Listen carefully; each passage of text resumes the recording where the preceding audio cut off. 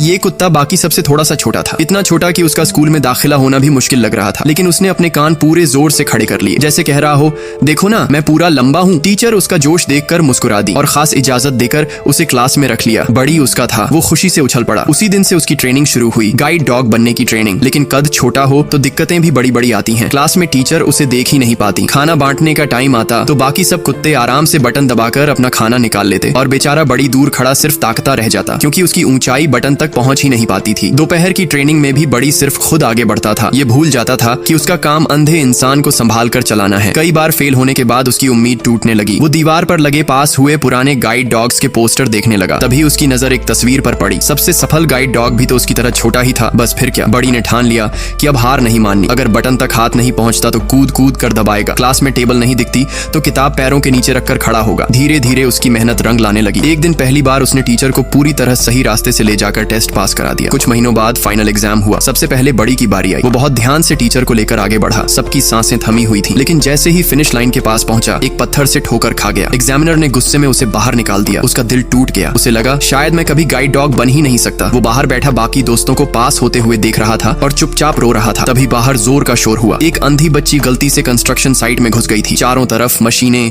गड्ढे, लोहे की रॉड्स। बड़ी बिना सोचे समझे दौड़ पड़ा। अपने छोटे से शरीर के सहारे लोहे के गेट के नीचे से निकल गया। धीरे धीरे बच्ची का बैग पकड़कर उसे सावधानी से हर रुकावट पार कराते हुए बाहर ले आया। बच्ची ने उसे गले लगाकर कहा, थैंक यू। बाकी टीचर्स और स्टूडेंट्स भी सब देख रहे थे। सबकी आंखों में इज्जत और प्यार था। प्रिंसिपल आगे आए, स्टैच्यू पर लगी हीरो वाली लाल केप उतारी और बड़ी के कंधे पर डाल दी। उस पल बड़ी की खुशी का कोई ठिकाना नहीं था। कद छोटा था लेकिन दिल से वो सचमुच एक हीरो था। दोस्तों, अगर आपको भी ऐसे प्यारे जानवरों से वही प्यार है जो हमें है, तो नीचे कमेंट में अपने दिल की बात लिखो। मुझे पढ़कर बहुत खुशी होगी।